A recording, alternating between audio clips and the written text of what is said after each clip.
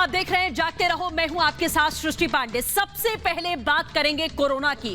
Corona का नया variant लगातार बढ़ता जा रहा है, केसेस इस वक्त डरा रहे हैं। सबसे ज्यादा दिल्ली और महाराष्ट्र में बहुत ही तेजी के साथ में केसेस में इजाफा हो रहा है। नया वेरिएंट इस वक्त देश के दो सबसे बड़े शहरों में बहुत तेजी से अपने पैर पसार रहा है। दिल्ली की अगर बात करें तो दिल्ली में येलो अलर्ट जारी कर दिया गया है, लेकिन उसके बावजूद केसेस दिन प्रतिदिन बढ़ते जा रहे हैं, जो इस वक्त सभी को दहशत में डाल रहे हैं। महाराष्ट्र की अगर बात करें तो महाराष्ट्र में आज के ही दिन कुल 2510 मामले सामने आए, और दिल्ली की बात करें तो कुल मिलाकर इस वक्त दिल्ली में 923 मामले दर्ज किए गए हैं, जो इस वक्त कहीं ना कहीं लोगों को डरा रहे हैं। देखिए रिपोर्ट में।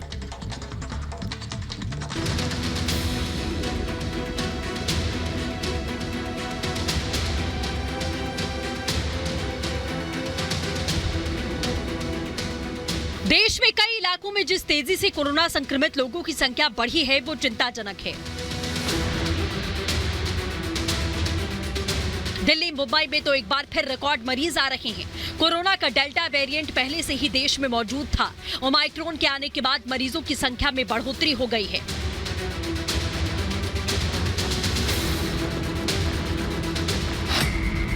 मुंबई में बढ़ता कोरोना। देश की आर्थिक राजधानी मुंबई एक बार फिर कोरोना की चपेट में आ चुकी है। बुधवार को मुंबई में कोरोना के 2510 केस आए। एक व्यक्ति की मौत भी हो गई। मंगलवार को 1333 मामले आए। मुंबई में करीब 7 महीने बाद कोरोना के एक दिन में 2500 से ज्यादा केस मिले। महाराष्ट्र में जहां ओमाइक्रोन वेरिएंट के लगभग 167 केस रिपोर्ट हो चुके हैं, वहीं मुंबई की बात करें तो सबसे ज़्यादा केसेस मुंबई के सिटी में दिखाई दिए हैं, जहां 80 से ज़्यादा ओमिक्रॉन के केसेस पड़े हैं। वहीं पिछले 24 घंटे में कोविड-19 केसेस की बात करें, जो पॉजिटिव रेट है वो कहीं ना कहीं सबसे ज़्यादा है। यानी एक तरफ आज पिछले 24 घंटे में कोविड-19 के लगभग 2501 कोविड-19 के केसेस सामने आए हैं, जो बीएमसी की ओर से दी गई जानकारी के हिसाब से। हालात दिल्ली के भी बिगड़ रहे हैं। कोरोना के नए मामलों की गिनती हर दिन के लिए बढ़ती जा रही है। दिल्ली में बुधवार को कोरोना के 923 केस सामने आए। मंगलवार को 496 मामले दर्ज किए गए, यानी एक दिन में नए आने वाले मामलों की संख्या करीब दोगुनी हो गई। दिल्ली में तो हालात ये हो गए हैं कि दिल्ली सरकार ने येलो अलर्ट की घोषणा मंगलवार को कर दी थी। इसके चलते बहुत सारी चीजों पर तत्काल प्रतिबंध लगा दिया गया। बसों, मेट्रो में सिर्फ 50% की अनुमति दी गई। दिल्ली में बढ़ते कोरोना केस के बाद येलो अलर्ट जारी कर दिया गया है। कई तरह की पाबंदियां लगाई गई हैं, जिनमें से एक पाबंदी डीटीसी को लेकर है। दिल्ली सरकार ने कल निर्देश जारी किया था कि दिल्ली डीटीसी बस में 50% यात्री ही सफर कर रहे हैं। वहीं तत्काल प्रभाव से सिनेमा, मल्टीप्लेक्स बंद कर दिए गए, ताकि लोगों की भीड़ न जमा हो और एक जगह इकट्ठा होने से संक्रमण न फैले। मैं अभी दिल्ली के कनॉट प्लेस के पास हूं, और आप देख सकते हैं कि पीवीआर सिनेमा पर अभी फिलहाल टिकट काउंटर बंद है। मल्टीप्लेक्स एसोसिएशन ऑफ इंडिया का कहना है कि दिल्ली सरकार को इस फैसले पर पुनर्विचार करना चाहिए। महाराष्ट्र की तरह दिल्ली में भी 50% उपस्थिति के साथ दर्शकों को आने की मंजूरी मिले, लेकिन दिल्ली सरकार ने पूरी तरीके से सिनेमाघरों को बंद कर दिया है। कोरोना की बढ़ती रफ्तार चिंता का सबब है। माना जा रहा है कि ओमाइक्रोन की वजह से संक्रमण में तेजी आई है। माना जा रहा है कि कोरोना की तीसरी लहर दस्तक दे रही है। Bureau report, Republic Bharat. तो कोरोना का नया वेरिएंट यानी कि ओमाइक्रॉन इस वक्त दुगनी तेजी से बढ़ता हुआ नजर आ रहा है। इसी के चलते प्रधानमंत्री नरेंद्र मोदी का यूएई दौरा रद्द करना पड़ा है। आपको बता दें, साल की शुरुआत में ही प्रधानमंत्री नरेंद्र मोदी संयुक्त अरब अमीरात के दौरे पर जाने वाले थे, लेकिन कोविड के बढ़ते हुए केसेस को देखते हुए यह दौरा टाल दिया गया है, क्योंकि इस वक्त देश में केसेस हजारों की तरफ आगे बढ़ रहे हैं।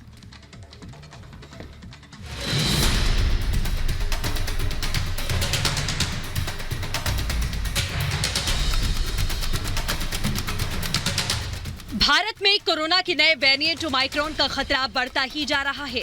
20 से ज्यादा राज्यों और केंद्र शासित प्रदेशों में ओमाइक्रॉन के मामले मिल चुके हैं। ओमाइक्रॉन इतनी तेजी से फैल रहा है कि अगले 1 से 2 दिन में इसके आंकड़े 1000 के पार हो सकते हैं। बढ़ते ओमाइक्रॉन का असर अब हर जगह दिखने लगा है। ओमाइक्रॉन का बढ़ता खतरा।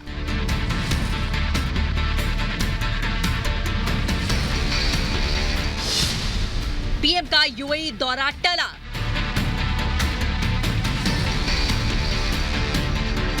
प्रधानमंत्री नरेंद्र मोदी नए साल की शुरुआत में संयुक्त अरब अमीरात की यात्रा पर जाने वाले थे, लेकिन ओमाइक्रोन के बढ़ते मामलों के चलते फिलहाल ये स्थगित कर दिया गया है।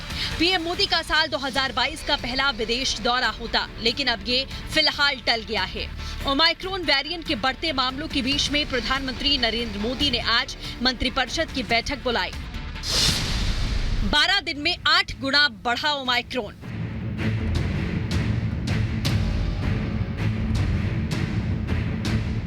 2 दिसंबर को देश में ओमाइक्रोन का पहला केस आया था। 17 दिसंबर को देश में इससे संक्रमितों की संख्या 100 के पार चली गई थी और अब 12 दिनों के भीतर देश में ओमाइक्रोन संक्रमण 8 गुना बढ़ गया है। मामले 800 हो चुके हैं और इसकी रफ्तार देखते हुए ये माना जा रहा है कि नए साल से पहले ही आंकड़ा 1000 पार कर सकता है। दिल्ली में इसके सबसे ज्यादा केस आए हैं। दूसरे नंबर पर महाराष्ट्र है और दिल्ली सरकार के मुताबिक ओमाइक्रोन के ज्यादातर केस एयरपोर्ट से आ रहे हैं, यानी वो लोग जो बाहर से आ रहे हैं उनमें संक्रमण ज्यादा मिल रहा है। लगातार पिछले कुछ दिनों से जब से ओमिक्रॉन स्टार्ट हुआ है, विदेशों से फ्लाइट्स आनी स्टार्ट हुई हैं, केसेस काफ़ी तेज़ी से बढ़ रहे हैं। अभी तक जितने भी केस आ रहे हैं ज़्यादातर ऐसे हैं कि जो बाहर से लोग आए हैं वो थोड़े दिनों बाद पॉजिटिव हो रहे हैं, तो उनके कांटेक्ट के लोग या उनके घर के लोग ज़्यादा हो रहे हैं। फिर भी सभी को सतर्क रहने की ज़रूरत है। ओमिक्रॉन भी कोरोना ही है, कोरोना का दूसरा रूप है। सभी लोगों को इसके अंदर सतर्क रहने की ज़रूरत है। सभी लोग घर से बाहर निकले तो मास्क ज़रूर लगाएं। सब लोग अगर ध्यान रखेंगे तो इससे बचा जा सकता है। ओमाइक्रोन का जोखिम बहुत ज्यादा।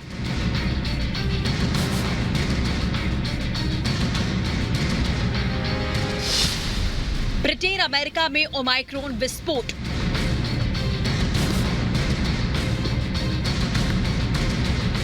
इसी बीच में WHO ने कहा है कि दुनिया भर में ओमाइक्रोन के केस बढ़ते जा रहे हैं। ऐसे में इसका जोखिम और भी ज्यादा बढ़ गया है। WHO ने कहा कि पिछले हफ्ते दुनिया भर में कोरोना के मामलों में 11% का इजाफा हुआ। इनमें ओमाइक्रोन के मामले भी शामिल हैं। इस तेजी से बढ़ते संक्रमण के पीछे ओमाइक्रोन का बड़ा हाथ है और कई देशों में इसका संक्रमण डेल्टा वेरिएंट से भी आगे निकल चुका है। ब्रिटेन और अमेरिका जैसे देशों में ओमाइक्रोन अब प्रमुख वेरिएंट बन चुका है। Bureau report, Republic Bharat. और अब चलिए बात करते हैं इत्र कुबेर यानी कि पीयूष जैन की, जिनके कानपुर और कन्नौज वाले घर पर छापेमारी फिलहाल खत्म हो चुकी है। कुल कैश की बात करें तो अभी तक 196 करोड़ कैश जो है वो बरामद किया गया है, जो अब तक की सबसे बड़ी रिकवरी माना जा रहा है। लेकिन अभी और भी मिल सकता है, क्योंकि 300 चाबियों के ताले मिलने और खुलने अभी बाकी हैं। और आपको बता दें कि ये जो 300 चाबियों की हम बात कर रहे हैं, ये पीयूष जैन के घर से ही मिली हैं। देखिए रिपोर्ट में।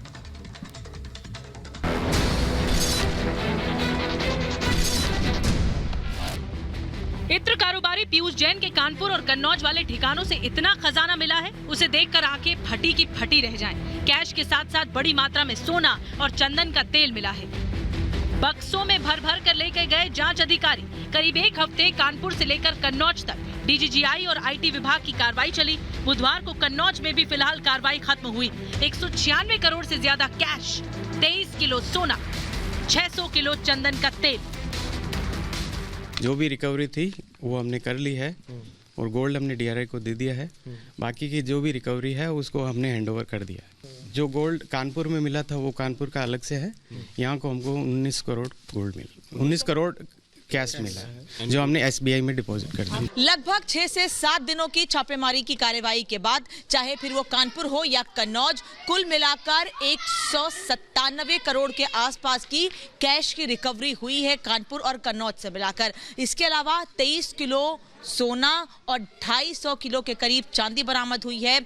जो सोने और चांदी की सिल्लियां हैं उस पर विदेशी मार्क है। अधिकारियों का ये कहना था कि उस पर दुबई और स्विट्जरलैंड की स्टैंप है और इसीलिए DRI उस पूरे सोने को और चांदी को अपने साथ लेकर गई है। अब इस पूरे मामले में आगे की कार्रवाई की जाएगी। देर रात 3 बजे तक यहाँ से सैंपल्स जो इकट्ठे किए गए थे, फिर चाहे वो इत्र के हों या फिर चंदन के तेल के हों। इसके अलावा जो पेपर्स घर से मिले हैं, जो चाबियाँ मिली हैं, उनको टीमें अपने साथ लेकर गई हैं। अब उन पेपर्स को खंगाला जाएगा। पीयूष जैन के कन्नौज वाले ठिकाने पर छापेमारी मंगलवार दोपहर को खत्म हुई। वहां से पहले 17 करोड़ कैश मिला, फिर 2 करोड़ रुपए और मिले। फिलहाल घर पर ताला लगा है। इन सब के बीच अधिकारी ये कह रहे हैं कि जो पेपर्स अब मिले हैं उनके आधार पर कनेक्शंस की जांच की जाएगी, कौन कौन से लोग हैं, किनसे बिजनेस का लेन देन था, इस पूरे मामले पर आगे जांच की जाएगी। घर के अंदर पीयूष जैन के जो 2 बेटे कल देर रात 3 बजे तक थे, अब वो भी नहीं है, वो भी घर से जा चुके हैं। ये तमाम बातें कही जा रही हैं। खैर, अब जब दस्तावेज खंगाले जाएंगे उसके बाद पूरी तस्वीर साफ हो जाएगी कि कहां कहां कनेक्शन है और किस तरीके से इस पूरे एक्शन को आगे बढ़ाया जाए। और टीमें लगातार ये कह रही हैं कि इस कार्रवाई को कानपुर कन्नौज में तो खत्म माना जा सकता है, लेकिन अभी आगे जो खुलासे होंगे उसके आधार पर और जो कार्रवाई होगी उसके आधार पर और खुलासे हो सकते हैं। इस बात से इनकार नहीं किया जा सकता, इसलिए पीयूष जैन से भी पूछताछ की जा रही है और जो दस्तावेज मिले हैं उनको भी लगातार खंगाला जा रहा है। सन्नाटा कानपुर वाले घर पर भी है, जहां से 177 करोड़ रुपए मिले थे, लेकिन एक गुत्थी अभी नहीं सुलझी है। वो है चाबियों को लेकर। 300 चाबियों का राज क्या है?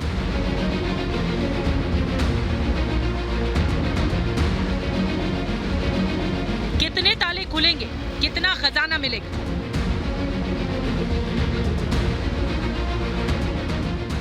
इस पूरी कार्रवाई में 300 चाबियां भी मिली हैं। 2 घरों के ताले तो खुल गए हैं, बाकी की चाबियों के ताले कहां हैं?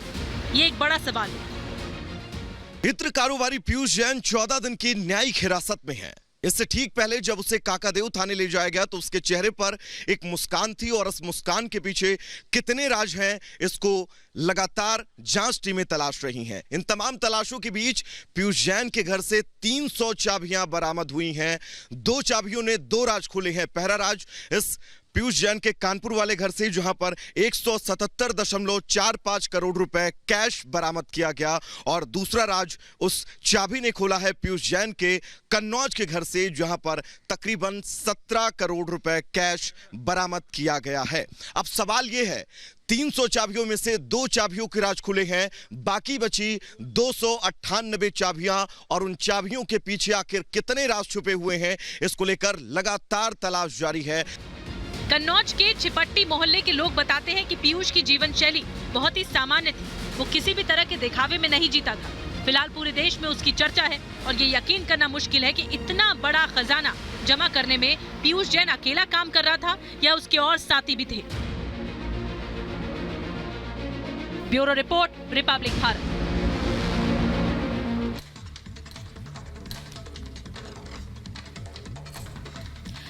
चलिए अब सीधा आपको लेकर चलते हैं भारत पाकिस्तान सीमा पर, जहां पर दुश्मनों की गोलीबारी से लोगों को बचाने के लिए बेहद सुरक्षित इंतजाम किए गए हैं। बेहद सुरक्षित बंकरों का निर्माण इस वक्त कर दिया गया है। 10,000 बंकर बनने थे, जिनमें से 8,000 बनकर पूरी तरीके से बंकर बनकर तैयार हो चुके हैं। और आपको बता दें, जिसकी वजह से सीमा पर रहने वाले लोगों की सुरक्षा अब पूरी तरीके से पक्की हो गई है। देखिए रिपोर्ट में।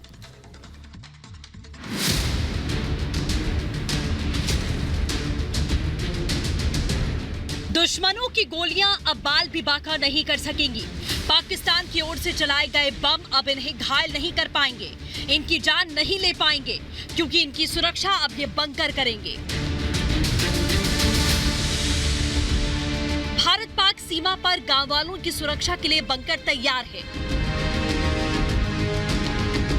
ये सांबा जिले का रंगूर इलाका है, जो कि भारत पाक सीमा के बिल्कुल करीब है। यहाँ घरों में बंकर तैयार हो चुके हैं। गांव के लोग पहले फायरिंग से परेशान रहा करते थे। कुछ लोगों की तो जान जा चुकी है, लेकिन अब इन्हें सुरक्षा कवच मिल गया है। अंतर्राष्ट्रीय सीमा और लाइन ऑफ कंट्रोल पर पाकिस्तान लगातार आम नागरिकों को निशाना बनाता है। 25 फरवरी के बाद भारत पाकिस्तान युद्ध विराम संधि के बाद किसी भी तरह की फायरिंग जो है वो नहीं हुई, लेकिन सरकार की तरफ से जो एक पायलट प्रोजेक्ट के तौर पर लगातार यहाँ पर कम्युनिटी और इंडिविजुअल बंकर बनाए जा रहे थे, उनका काम तेज़ी से जारी है। पहले अगर फेज़ की बात करें तो 10,000 बंकर जो है उनका काम शुरू किया गया था। 14,000 कुल आंकड़ा है। 10,000 में से 8500 बंकर जो हैं वो पूरे हो चुके हैं। इस वक्त हम ब्लॉक जो रामगढ़ है, विजयपुर में पड़ता है, सांबा ज़िले में, वहाँ पर मौजूद हैं और देखिए घरों के साथ जो है इंडिविजुअल बंकर बनाए गए हैं। यहाँ के लोगों के मुताबिक ये बंकर उनके लिए नया सुरक्षा कवच है। इससे पहले पाकिस्तान की ओर से फायरिंग होने पर अपनी जान बचाने के लिए अपने गांव से पीछे भागना पड़ता था। कई बार गांव वालों को गोली लग जाती थी, उनके मवेशियों को गोली लग जाती थी, लेकिन अब ऐसा नहीं होगा। हमारी कोशिश है कि जल्दी से जल्दी वो काम कवर हो। उनकी सिर्फ मोन्टियाँ पेंडिंग है, मैक्सिमम काम उनका कंप्लीट हो चुका है।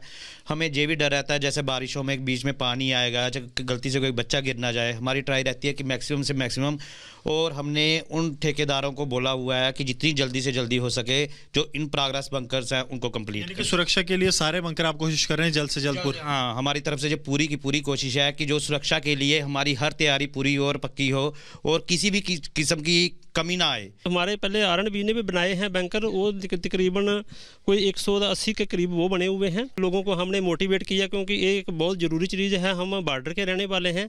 अगर ये चीज़ बनी होगी, क्योंकि इसमें 1 फीट का लेंटर है, इसमें गोला पड़ेगा भी तो वो तब भी वो कुछ नहीं बिगाड़ेगा।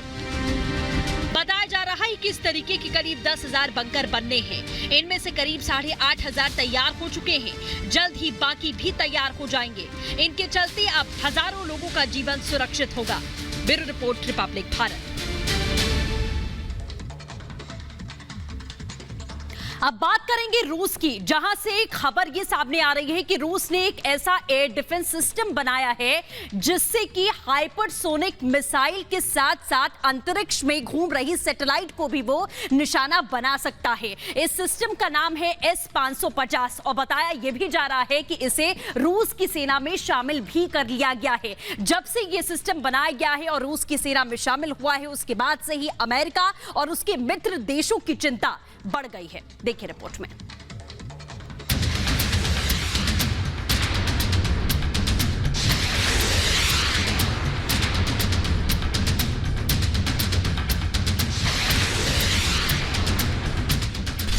रूस का नया हथियार, मिसाइल सैटेलाइट निशाने पर। रूस का नया शक्तिशाली S-550। खबरें आ रही हैं कि रूस ने एक बेहद शक्तिशाली और आधुनिक एयर डिफेंस मिसाइल सिस्टम बना लिया है, जिसका नाम S-550 बताया जा रहा है। बताया जा रहा है कि सिस्टम के जरिए ऐसी मिसाइलें दागी जा सकती हैं जिनका दुश्मन के पास कोई तोड़ नहीं होगा। रूसी न्यूज एजेंसी तास के मुताबिक रूसी सेना को S-550 सौंपा जा चुका है। रूस पहले भी S-550 और S-400 बना चुका है। S-400 तो भारत भी आ चुका है, लेकिन S-550 के आगे पिछले सिस्टम कहीं नहीं टिकते। बताया जा रहा है कि इसके जरिए रूस अंतरिक्ष में जंग की तैयारी कर चुका है। इसके बाद से धरती की सतह से सैकड़ों मील ऊपर हथियारों को मार गिराया जा सकता है। इसके निशाने पर परमाणु हथियार हैं, हाइपरसोनिक हथियार हैं और तो और वो सैटेलाइट है जो धरती के पास है। बताया जा रहा है कि पिछले महीने ही रूस ने S-550 का सफल परीक्षण कर डाला था और आसमान में मौजूद बेकार हो चुकी जासूसी सैटेलाइट को निशाना बनाया था। रूस का ये डिफेंस सिस्टम विरोधियों की कमर तोड़ सकता है। अमेरिका की बढ़ी चिंता। रूस लगातार अपनी शक्ति बढ़ा रहा है। वो अमेरिका और उसके मित्र देशों को इन शक्तिशाली हथियारों से संदेश दे रहा है। यूक्रेन समेत कुछ मुद्दों पर रूस और अमेरिका में तकरार चल रही है। यूक्रेन की सीमा पर रूस ने करीब 1 लाख सैनिक तैनात कर रखे हैं। रूसी सैनिक लगातार सैन्य अभ्यास कर रहे हैं। इसका अमेरिका और नेटो के देशों ने विरोध कर रहे हैं। अब खबर यह आ रही है कि रूस ने anti hypersonic missile, anti satellite air defence system S-550 को सेना में शामिल कर लिया, तो इससे उसके विरोधियों की मुश्किलें बढ़ सकती हैं, क्योंकि S-550 के निशाने पर न सिर्फ मिसाइलें होंगी बल्कि दुश्मनों की सैटेलाइट भी होगी। Bureau report, Republic Bharat.